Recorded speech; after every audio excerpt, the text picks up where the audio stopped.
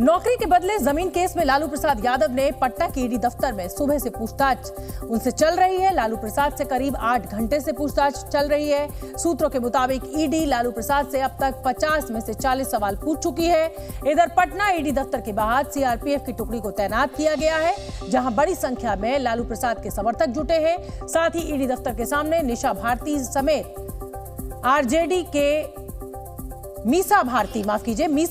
समेत आरजेडी के 50 विधायक और तमाम बड़े नेता मौजूद हैं। तो ये तस्वीरें आपको दिखा रहे हैं हम, ये उस समय की तस्वीरें। लालू यादव जिस समय ईडी दफ्तर सुबह 12:30 बजे के करीब पहुंचे थे, उनसे अभी तक पूछताछ चल रही है। आप अंदाजा लगा सकते हैं कि 7 बजने जा रहा है, तो पिछले 6.5-7 घंटे से उनसे लगातार पूछताछ चल रही है। आरजेडी के जो कार्यकर्ता है वो ईडी दफ्तर के बाहर एकत्रित है। नौकरी के बदले जमीन घोटाला मामले में ईडी ने आज राष्ट्रीय जनता दल के अध्यक्ष लालू प्रसाद यादव को पूछताछ के लिए तलब किया। वहीं लालू यादव के बेटे और पूर्व उप मुख्यमंत्री तेजस्वी यादव को कल पूछताछ के लिए बुलाया गया है। सुबह जब लालू यादव पटना में ईडी दफ्तर पहुंचे तो उनके समर्थन में बड़ी संख्या में आरजेडी कार्यकर्ता इकट्ठा हो गए और जमकर हंगामा किया, जिसे देखते हुए ईडी दफ्तर के बाहर सुरक्षा के कड़े इंतजाम किए गए। पटना में प्रवर्तन निदेशालय के दफ्तर के बाहर बड़ी संख्या में सीआरपीएफ के जवानों को तैनात किया गया। केंद्रीय गृह राज्य मंत्री नित्यानंद राय ने पूर्वाग्रह से कार्रवाई के आरोपों का जवाब दिया। कानून हमेशा अपना काम करते हैं, ईडी स्वतंत्र इकाई अपना काम कर रही है। ईडी ने लालू प्रसाद और तेजस्वी यादव को जमीन के बदले नौकरी मामले में नोटिस जारी किया था। मामला यूपीए सरकार के कार्यकाल के दौरान का है और जब लालू यादव रेल मंत्री थे। इस मामले में सीबीआई पहले ही आरोप पत्र दाखिल कर चुकी है। ईडी की पूछताछ पर लालू यादव की बेटी और आरजेडी नेता मीसा भारती का बयान आया है। उन्होंने कहा है कि सरकार उनके पिता को गिरफ्तार भी कर सकती है। मीसा भारती का कहना है कि प्रधानमंत्री नरेंद्र मोदी काफी डरे हुए हैं। जैसे जैसे चुनाव करीब आएगा ना, तो प्रधानमंत्री जी मुझे लगता है बहुत डरे हुए हैं, और डरे हुए हैं तो ये यही काम करेंगे। वो हमारे साथ किए, कल किसी और दूसरी राजनीतिक पार्टी के साथ करेंगे और लीडर्स को इस तरह से बुलाएंगे, तो उनको वो व्यस्त रखेंगे। पूछताछ के लिए लालू प्रसाद यादव पटना में ईडी दफ्तर अपनी बड़ी बेटी मीसा भारती के साथ पहुंचे। ईडी दफ्तर के बाहर सुबह से आरजेडी कार्यकर्ताओं की जो भीड़ थी वो बड़ी संख्या में पहुंची हुई थी। इस दौरान राष्ट्रीय जनता दल के कार्यकर्ताओं ने जमकर नारेबाजी की और लालू प्रसाद जिंदाबाद के नारे लगाते रहे। तो मीसा भारती ने ईडी की कार्रवाई को लेकर सरकार की मंशा पर सवाल खड़े किए। इसमें कोई नई बात नहीं है। जब उनको लगता है कि अब बस भेज दो उनके परिवार को, लालू जी को उनको भेज दो समन, तो वो भेज देते हैं। तो बिहार के नए डिप्टी सीएम सम्राट चौधरी ने भी पलटवार किया। तो देश की जनता जानती है ये भ्रष्टाचारी लोग हैं, भ्रष्टाचार इनके लिए गहना है। मीसा भारती ने आरोप लगाया कि उन सभी विरोधी दलों पर ईडी के जरिए दबाव बनाया जा रहा है जो इनके खेमे में जाने से मना करते हैं। एक तरफ ईडी की टीम लालू यादव से नौकरी के बदले जमीन घोटाला मामले में सवाल जवाब कर रही थी, तो दूसरी तरफ बीजेपी और आरजेडी के नेता एक दूसरे पर वार पलटवार करने में व्यस्त दिखे। बीजेपी नेता और पूर्व कानून मंत्री रविशंकर प्रसाद ने कहा कि मोदी सरकार भ्रष्टाचार के खिलाफ जीरो टॉलरेंस की नीति से काम कर रही है। आप लूटेंगे तो जेल जाएंगे, तो आप लूटेंगे भी और चाहेंगे कार्रवाई नहीं हो, तो नरेंद्र मोदी की सरकार तो ईमानदारी में बहुत कड़ी है ना। राष्ट्रीय जनता दल ने ईडी के समन को बीजेपी का नोटिस बता दिया। ईडी का समन नहीं है साहब, ये बीजेपी का समन है। बीजेपी का काम नहीं बन पा रहा है। लालू प्रसाद यादव की बेटी रोहिणी आचार्य ने सोशल मीडिया पर सरकार को घेरा। रोहिणी ने लिखा कि पापा की हालत बहुत खराब है, लेकिन उनके साथ सहायक को भी अंदर नहीं जाने दिया।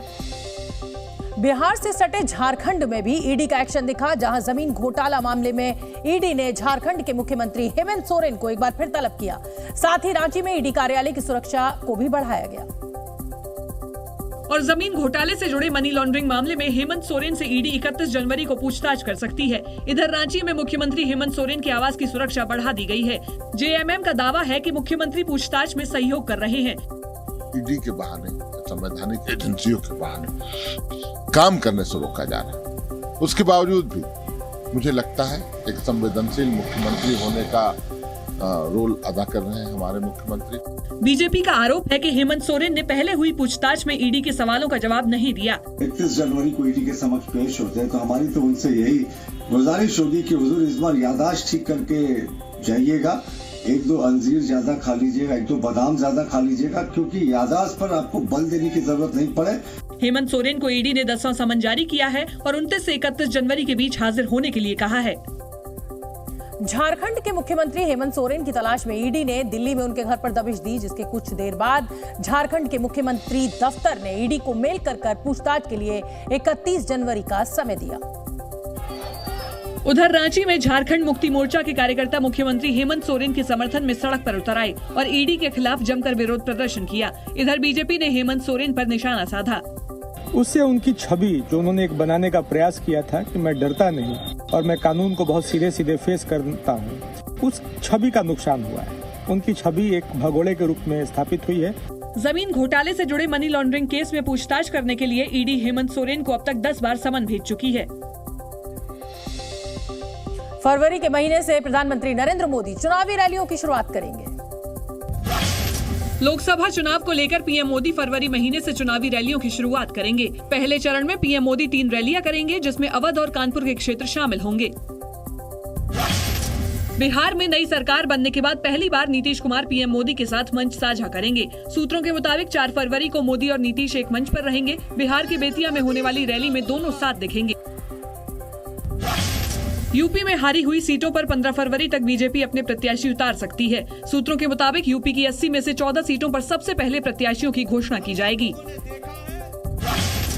उत्तराखंड के मॉडर्न मदरसों में भगवान राम की कहानियां पढ़ाई जाएंगी। वक्फ बोर्ड के चेयरमैन ने इसका ऐलान करते हुए कहा कि हम बच्चों को औरंगजेब का नहीं, श्री राम का पाठ पढ़ाएंगे। इसी साल अप्रैल महीने से सिलेबस में बदलाव होगा। यूपी के सीतापुर में एसबी-एसपी की सभा में मंच का एक हिस्सा टूट गया, जिसके बाद 5 नेता जमीन पर गिर गए। जिस वक्त मंच गिरा उस वक्त एसबी-एसपी के राष्ट्रीय अध्यक्ष ओम प्रकाश राजभर भी वहां मौजूद थे। बिहार में नीतीश कुमार के नेतृत्व में एनडीए की नई सरकार तो बन गई, लेकिन संकट अभी खत्म नहीं हुआ है। नीतीश कुमार के लिए ताजा संकट बिहार विधानसभा अध्यक्ष अवध बिहारी चौधरी हैं। और वो आरजेडी कोटे से स्पीकर हैं। नीतीश और बीजेपी को अंदाजा है कि चौधरी नीतीश की नई सरकार के लिए परेशानी का सबब बन सकते हैं। इसलिए रविवार को सरकार गठन के कुछ ही देर बाद बीजेपी की ओर से अवध बिहारी चौधरी के खिलाफ अविश्वास प्रस्ताव का नोटिस विधानसभा सचिव को भेज दिया गया। अगर आरजेडी नेता अवध बिहारी चौधरी स्पीकर पद से इस्तीफा नहीं देते हैं तो उन्हें बहुमत से हटाया जाएगा। नोटिस में लिखा कि एनडीए के सत्ता में आने के बाद वर्तमान अध्यक्ष पर विधानसभा का विश्वास नहीं रहा। सूत्रों के मुताबिक बीजेपी के नंद किशोर यादव बिहार विधानसभा के अध्यक्ष होंगे। बिहार में विधानसभा की दलगत स्थिति की बात करें तो एनडीए गठबंधन के पास 128 विधायक हैं, तो वहीं विपक्षी महागठबंधन के पास 114 विधायक हैं। विधानसभा में बहुमत का आंकड़ा 122 है। अवध बिहारी चौधरी के खिलाफ 128 विधायकों के होने से उनका हटना तय माना जा रहा है। यही वजह है कि एनडीए की सरकार बिहार में अवध बिहारी चौधरी के स्पीकर रहते विधानसभा में बजट सत्र नहीं चाहती है और इसीलिए आज की पहली कैबिनेट बैठक में बजट सत्र को लेकर पहला फैसला लिया गया, जिसके तहत कैबिनेट ने बजट सत्र की तारीखों में बदलाव करते हुए सत्र को आगे बढ़ा दिया। बजट सत्र को 5 फरवरी से आगे बढ़ाया गया है। हालांकि बजट सत्र की कोई तारीख तय नहीं की गई है। सदन की कार्यवाही बुलाए जाने के लिए मुख्यमंत्री को अधिकृत किया गया है। पहले बजट सत्र 5 फरवरी से शुरू होना था। एकदम अच्छा, हम लोगों ने बिहार के विकास की चर्चा की। नई कैबिनेट ने विधानसभा सत्र के अलावा वित्त विभाग से जुड़े 2 एजेंडा पर भी मुहर लगाई है। बिहार में सत्ता परिवर्तन होने के साथ ही पोस्टर वॉर भी शुरू हो गया है। पटना में कई जगहों पर बड़े बड़े होर्डिंग्स लगाकर लालू यादव और उनके परिवार पर निशाना साधा गया। और ये पोस्टर पटना में हाई कोर्ट, डाक बंगला चौराहा, इनकम टैक्स चौराहा और पुनाईचक मोड़ पर लगाए गए। पोस्टर में लिखा है, फर्श से अर्श तक डूबता बिहार, उड़ता परिवार। इन पोस्टर्स में लालू परिवार की कई तस्वीरें दिखाई गई हैं। पोस्टर में बाईं तरफ वो तस्वीर है जब लालू अपने परिवार के साथ सर्वेंट क्वार्टर में रहते थे। दाईं तरफ तेजस्वी की प्लेन में जन्मदिन मनाने की तस्वीर है। साथ ही तेजस्वी यादव के फ्रेंड्स कॉलोनी की मकान की तस्वीर भी लगाई गई है। महागठबंधन सरकार की विदाई हुई है, जिसके बाद पोस्टर के जरिए कहीं न कहीं तेजस्वी यादव और राजद सुप्रीमो लालू प्रसाद यादव पर हमला किया जा रहा है। इस पोस्टर के जरिए ये बताने की कोशिश की गई है कि कैसे लालू का परिवार राजनीति में आने के बाद अपने रसूख से गरीबी से संपन्नता तक पहुंच गया। वहीं तेजस्वी के सरकारी बंगले के गेट पर लगे नेम प्लेट पर डिप्टी सीएम शब्द को अखबार की कटिंग से छिपा दिया गया है।